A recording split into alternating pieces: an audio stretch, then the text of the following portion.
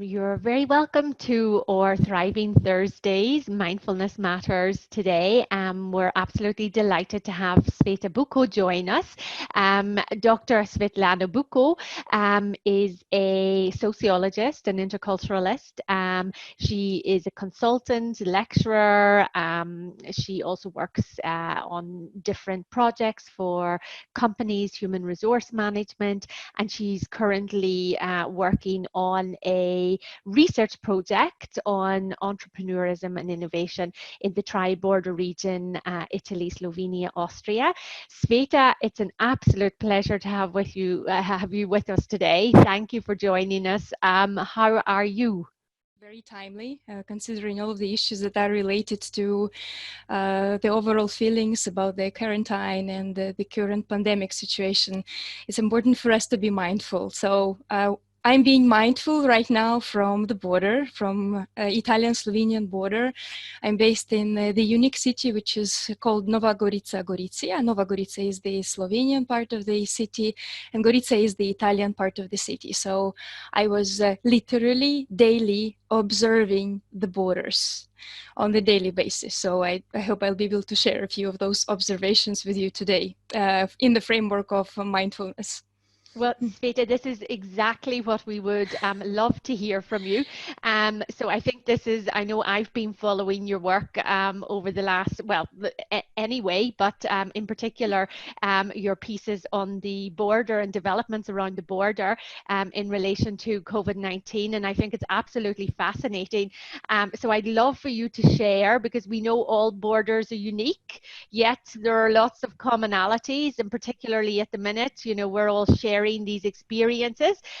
So I would love for you to share maybe some of the developments, also some of your personal sort of stories around engaging with the whole situation. I know you're based right in the center of town, and also how things are progressing, because I've been following you in the last week as well or so, and I know there's a lot of new developments and some very creative work happening along the Slovene-Italian border.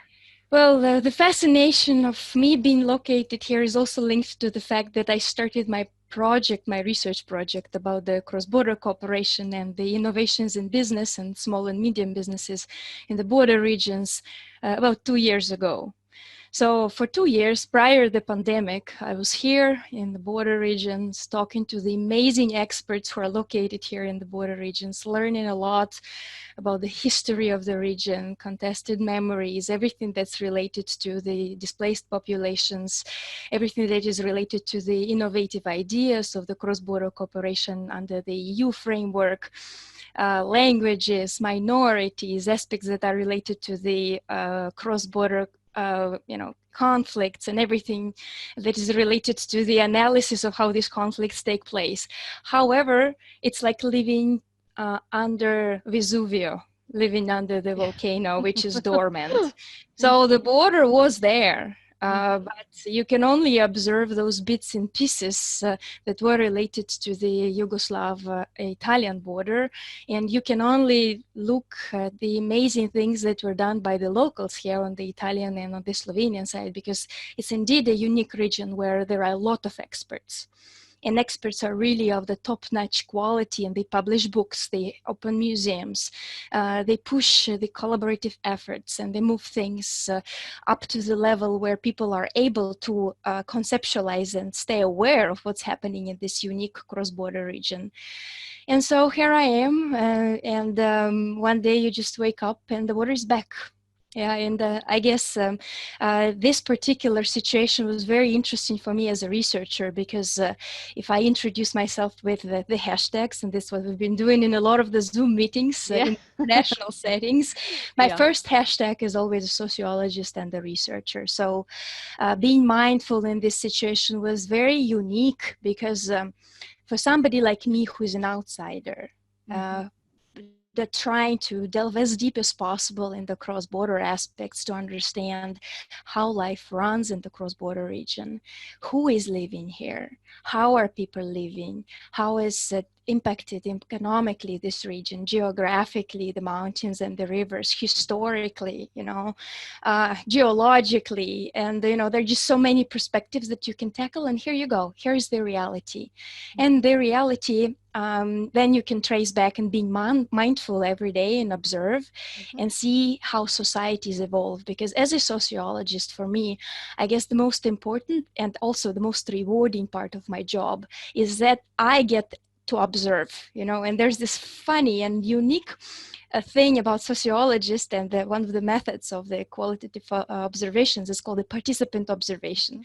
So even if I sit down at the square which unites two parts of the city, one is Slovenian, another is Italian, which is the symbol of the unification of Europe, and you have a coffee in the cafe and just observe people who are walking or communicating now at the border. Before, when there was no border, it's considered to be research because you're doing participant observation as an outsider. One of the most amazing things, I guess, is that every day was different on the border.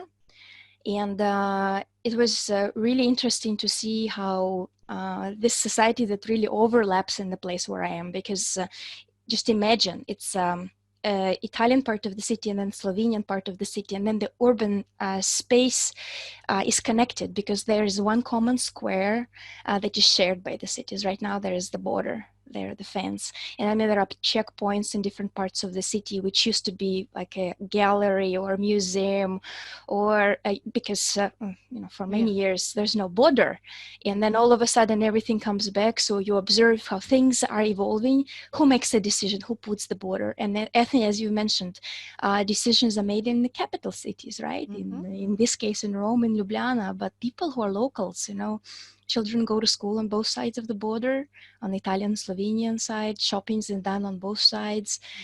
Families are on both sides as well. And then all of a sudden where you can't cross, not because of the political reasons, right, initially, but because of the, and we're talking about the human journey here. We as humans, we are the society.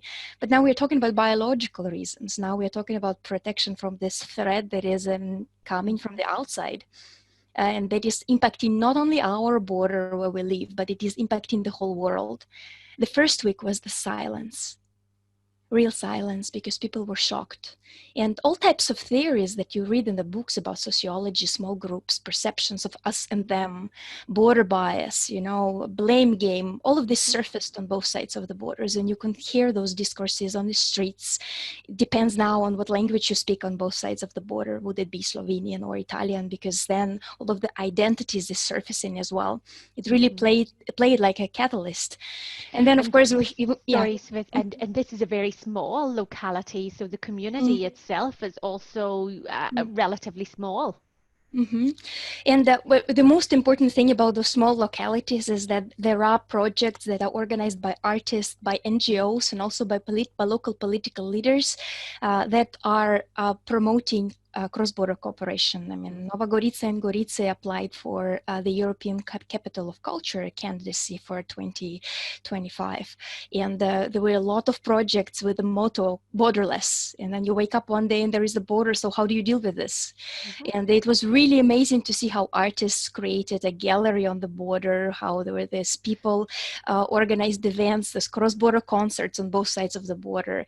Firefighters came and created a rainbow on both sides of the border. I saw that. Really? That was so lovely.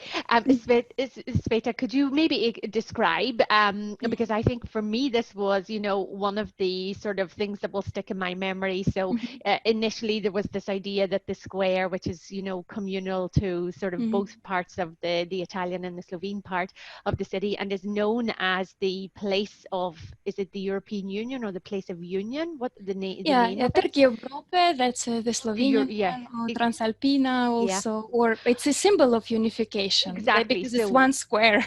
exactly. And then initially the idea was that it was going to be kept open, but then that wasn't possible. So they actually put up sort of A a fence, metal yeah. fence, basically, Mm, because I think it's this for me, you know, we have all sorts of different associations with what borders look like. But mhm, this was just a relatively flimsy fence, mhm. Yeah, the about see-through regular two metal meter, fence, yeah, yeah. 2 meters high, going through the center of the city. Mhm. Absolutely. And, this is something that is also very interesting because when you think about the borders in general, we imagine the borders are the checkpoint with all of the types of controls or restriction signs. And there are 5 checkpoints within the limits, right? But in addition to this, when the city is integrated and when you think about the urban development, there are also pedestrian paths, there are bicycling paths, Mhm. there are shared green parks, the green areas where people jog and walk the dogs and everything. And also there are old fences coming back from the old Yugoslavia times with, a little rusty here and there with holes Yes. in the walls where we as locals, we cross because, I jog, I cycle, and me as an outsider, I don't have this heritage of still remembering the border like majority of my friends here on both sides. So technically the square was not a checkpoint, not something that you can close. You always ask a question, who decides to close the border and how is it going to be implemented?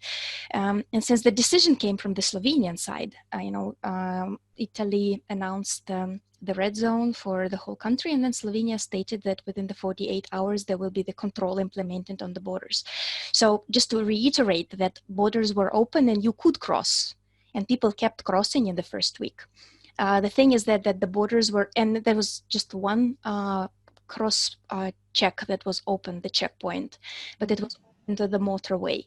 And this whole body, this whole space, the urban space, which you don't even think about the borders anymore. You just observe if you're interested, or if you are very interested, you go to the border museum, and we have 2 in the city. Yeah. With all the histories of Yugoslavia, with all the red stars and the communists and capitalists and everything. And considering that there was so much effort integrated into this, I put 2 links in the chat.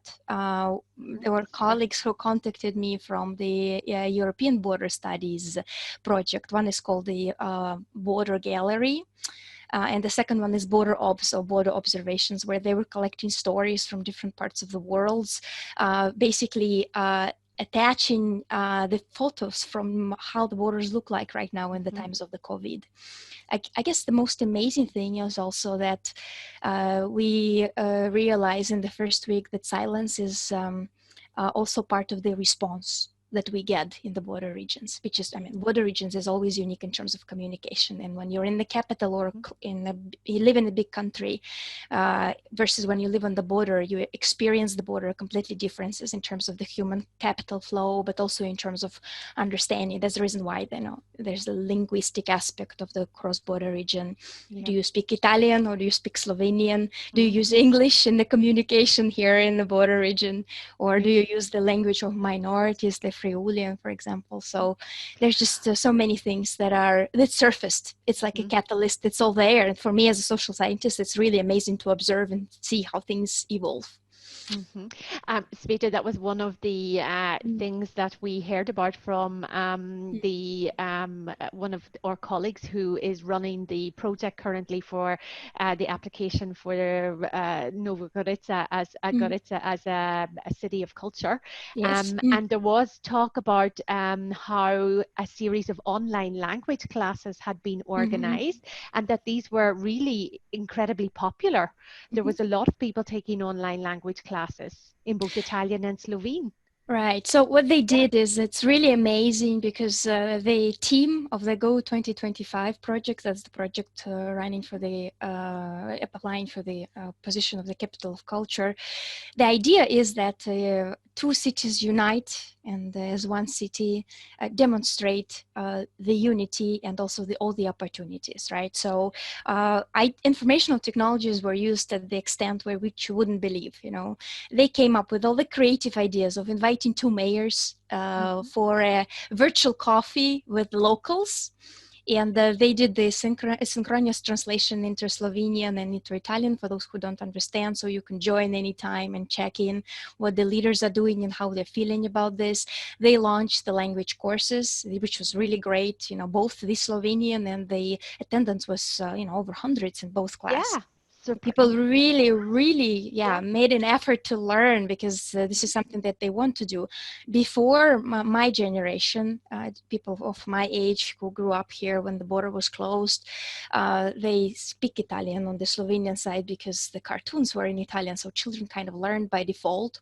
Cartoons were better on the Italian side, and you can watch the TV and improve your language. However, younger generation are impacted more by English language. So youngsters, they're more fluent in English, basically also on both sides. Also, there is the Slovenian minority on the Italian side, and they bring in their unique approach to interpretation of the things and adding the cultural diversity to the region. And of course, there are quite a few foreigners here in the border region. You know how it is, how it runs. A lot of people ask me, so you're based in Nova Gorica, are you croupier in casino? Yeah. Oh, yeah. It's famous Because this is the in major Austria. It's business. famous because of the casino. Yeah, and I think a couple of the Definitely. restaurants. Yeah, and the So, yeah. restaurants and all of the recreational business that is linked to the beautification saunas, spas, and all of this that is appreciated by the Italian side is, of course, used smartly by the Slovenian side to provide great opportunities for recreation and for the relaxation for the clients. So it's really fantastic to see how locals really made the lemonade out of lemons in terms of communication, and really tried really hard to shift the perspective from the negativity, which was definitely present there because it was a shock for many, this physical border. And whether we want it or not, we are a society, and or physical changes in their realities impact directly how we feel, what we do. Also, people who are directly stationed on the border, they have their own perceptions of how things should be. If you go a little further, if you go out of our region and go into closer to the capital, the direction of Ljubljana, or if you go out of Friuli and go into the direction of Venice, for example, then there's also a different perspective, because we are getting a lot of information from the media, and media is covering things from different perspectives. We just had a coffee with my friend from the Italian side, and I ordered the coffee on the Slovenian side, and he brought the cannoli from the Italian side, and we immediately got the attention of all the journalists and got featured in both the national Slovenian news and in Tele Friuli news, because Yeah. people were asking what are we doing and how things are going. So Yeah. it's interesting, because local perception is much more rich than what we get, only pieces and bits of information in the media coverage. Sveta, is it mainly because of this sort of drive by local artists and people involved in the arts that these projects have been taking place? Maybe you could add a couple of words on that. And then, sorry. I think it's also very timely when you think about this, again, as an observer and as an outsider, to see things like passion for this particular land, and believe that this is the best place in the world, and they're here. And I can tell the story that a lot of people say, if you're ambitious, you don't live in the region, you don't live in the province. And that's a province. This is a province of Slovenia, because it's the borderland. And a lot of people say that if you're ambitious, you go to Ljubljana. And it's the same for the Italian side. People say if you're ambitious, you go to either Trieste, or you go to Milan, or you go to Roma. But as a result, it's not true, because here the locality is so unique, full of really amazing people who really know what's going on here, and they really understand the trends and really kind of know how to act, because we have artists here who have been producing movies about the borders, like Anya Medved, who are world-renowned classical ones. She created documentaries with her mother, a dozen of things that reflect on the Yugoslav border. So of course, it's unlike any other place where you don't have that particular richness of material, of collected material. Another thing, just to 2 years ago, there was also the celebration of the Nova Gorica anniversary as a place, because it was created as a communist socialist place by Tito, and when the border was put in place too. So people are aware, people know, people are aware about the trends. You don't need to educate them because they will educate you. All you need to do is just ask a question and sit down, and you will hear all kinds of stories, especially for those who have lived through these experiences. So you can hear and feel and experience things from the artists. Artists are great. They're taking photos. They are doing the installations on the border. They integrate all kinds of societies also, in all different sectors of societies. There are sports. So there's the cross-border badminton, cross-border volleyball. I think I saw the kids water polo team. Is that what you posted recently? Yes, definitely. This is something that on both sides, because there's a big swimming pool and there's a big team, which the kids come from both sides of the border. So as a statement, which was also very beautifully recorded by the local videographers and also promoted virtually, is a beautiful, I call it a performance to some extent, that they actually trained. And then you can see that they were on both sides of the border. And even though there is a physical fence, there's no animosity, there's still the common joint spirit that things can be done together. So through sport, through art. Another great thing that our leaders have done, both mayors, they did a round table. There is the border, so they had a table that was basically cut in half. Yeah, and so they put it together and kind of demonstrated by being physically there that they are working on things. Of course, it's difficult, and it's understandable that nobody could predict this situation. And of course, there is some, there are some critical people who are complaining about the situation and bringing in different perspectives. Of course, counter arguments are always there. I'm an optimistic person, and I look at the bright side always. And I truly believe that what locals did there was amazing. One of the first projects that was done there, local doctor from the hospital, he collected the drawings of Italian children and of Slovenian children, and he made a big poster in 2 languages also, a tuta andrà bene, vse bo dobro. Then that means that everything will be all right. Basically supporting people, because it's also this external threat of how things will be. And even now, when you look at the border, you will see that in Italy, you're still obligated to wear a mask. And in Slovenia, in the open space, you're not. So you can literally stand on one side and see that all the people are on one side of the border with the masks.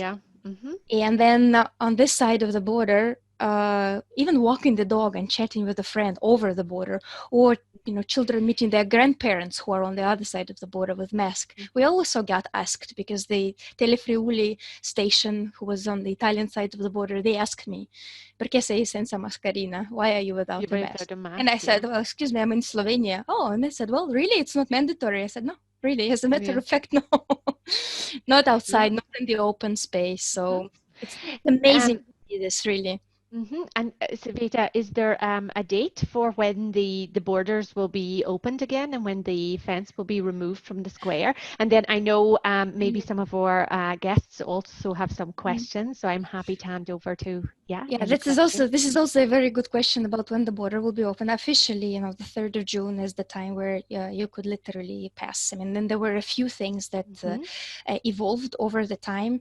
So also there are farmers and the vineyard owners who own the land on both sides of the border. So they had the permissions to cross because they owned the land. Also, as you know, there are many cross-border workers on both sides, and they go from one part of the border to another. And we have those different categories of the checkpoints where once you have the reason, motivo, or reason to cross, then you just demonstrate the paper and you can cross to the other side of the border. Technically, from the 3rd of June, everybody will wait for the opening of the borders and how things are. So a few of there are many more Italian cars already on the streets. You can also trace it by just observing the license plates. Right? But at the same time, you also should be aware that there are quite a few cars with Italian license plates that are owned by By Slovenians Slovenians. who are Yeah, here, yeah. or Mm-hmm. vice versa, or there are people with the Slovenian residency who are living here with Italian citizenship. So assumptions of who is speaking what language and where is somebody from should not be taken lightly, and you always have to consider some of the things. But definitely there was less Italian during the quarantine that was spoken, and the bars were not as populated, and there's usually quite a few cars with Italian license plates at the gas stations where they get the gas because of the prices. Of course, But yeah. yeah, people are talking about opening up of the borders, and of course this particular fence is also something that is really disturbing, so people are also asking when it's going to be removed. When it'll be removed. Yeah, there are I am tracking the media statements and also official statements from the Slovenian government too, so we all have a lot of expectations about how things will evolve, and also how things will evolve in the heads of the people. This, I mean, I did a lot of the qualitative research, so we all know what is perceptions. There is and perceptions. This is something that we have to be very careful with. How do we perceive the situation? And it is heavily impacted by what media we watch, what is our background, what's our education, what are our expectations also about the border, as well as a researcher, it's very interesting for me to observe, but I'd be very careful to make any harsh statements because it could lead to the unsatisfactions on both sides. It's a very difficult aspect, as I mentioned, since, as I mentioned, there was a lot of criticism, and I want to keep it on the positive side because I do believe people who are here made a lot of effort to at least demonstrate that there's a lot of positive energy that is present for the cross-border cooperation. Yeah. Okay, great. Wonderful. So I see Vincent, I think, has a question for us. Vincent, please. He says as usual. Okay. Yeah, this is great. Hi, Vincent.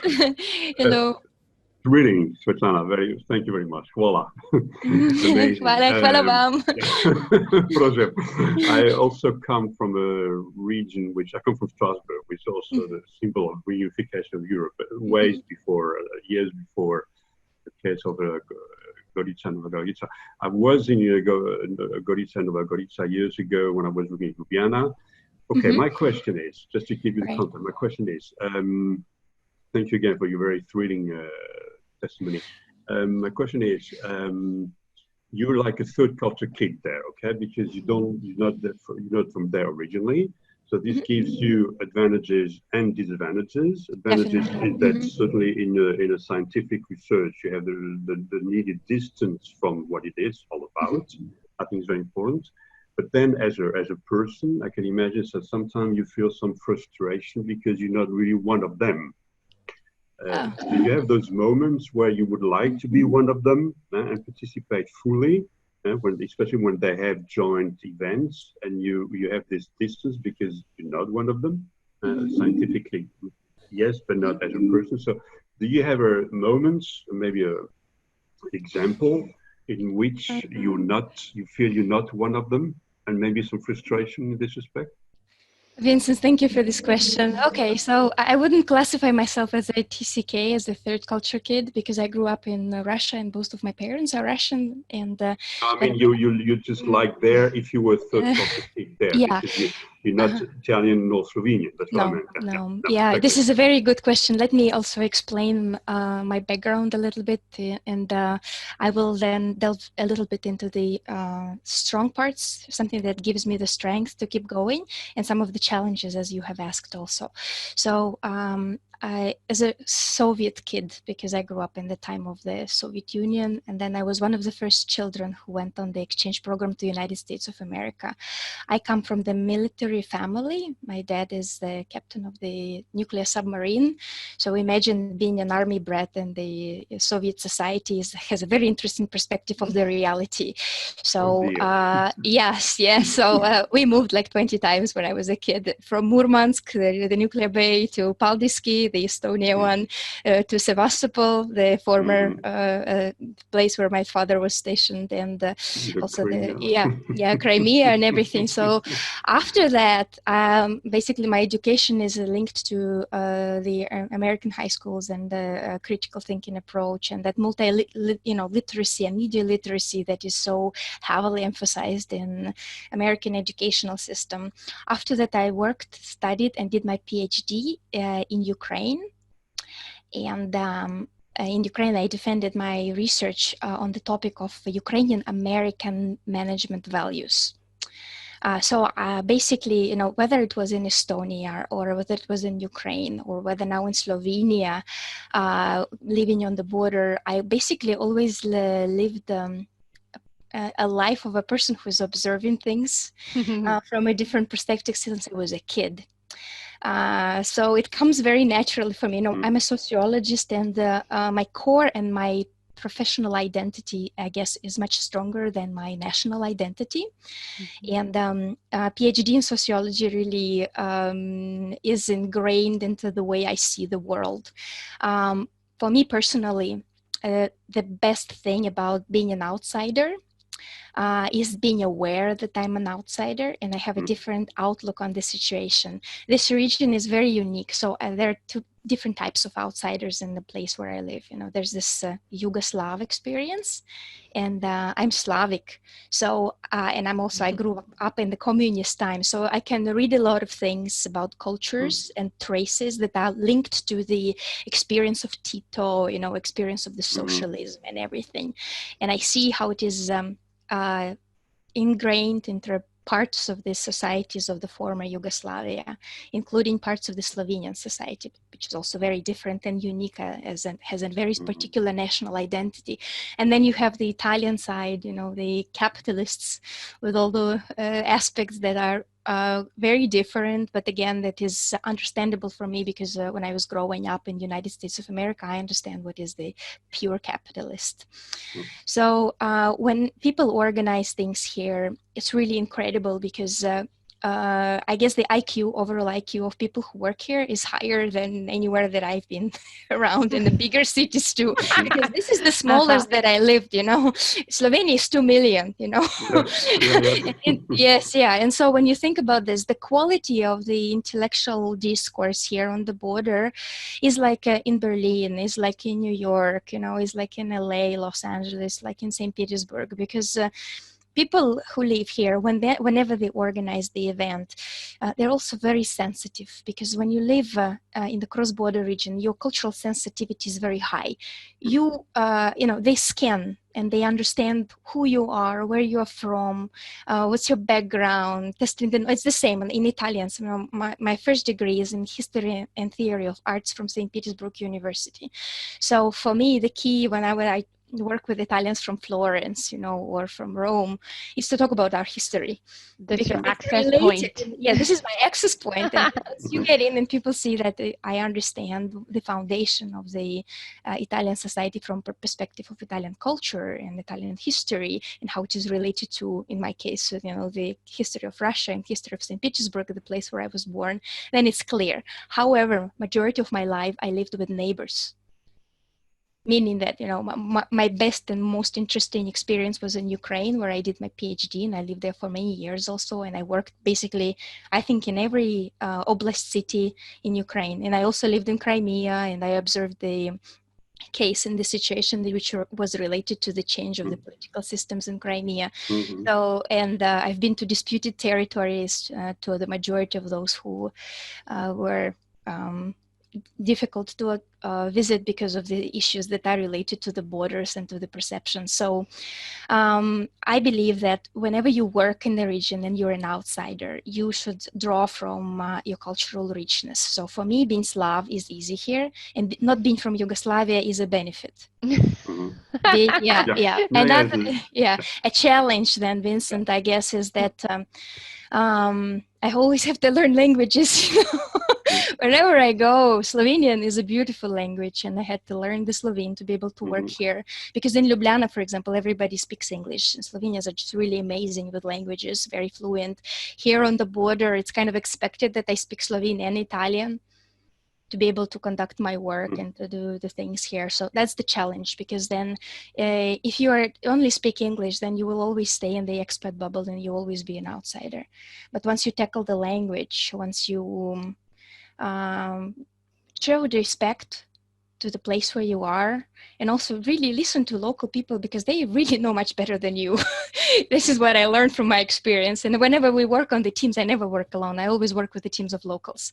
That's what gives us the global perspective. We work with international teams, and then the local ones, because without locals, what is it? One day wonder.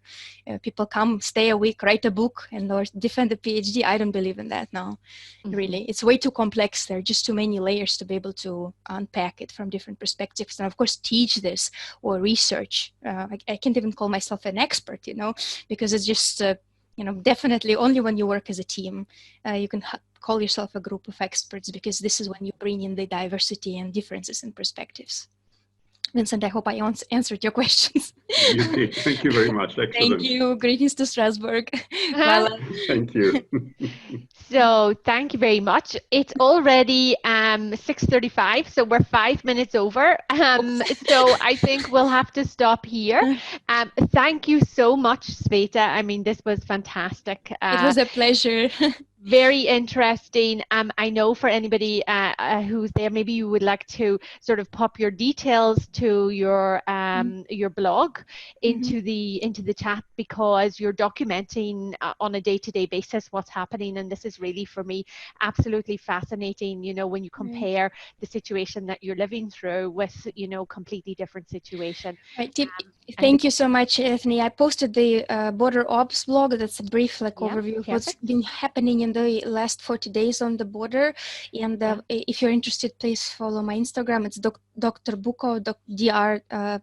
Buko, or just connect with me through the LinkedIn. And if you have any interest in this region, I'd be more than happy to share what I have. But most importantly, I'd be happy to share connections to the local people who are amazing and who are really transforming this experience into something very positive. Thank you for the opportunity, Ethne.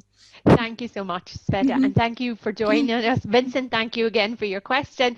And we look forward to seeing you next week, where we have Vincent joining us for our Thriving Thursday Mindfulness Matters. So please do come back. Have a lovely evening, and it's a bit too early to wish a happy weekend.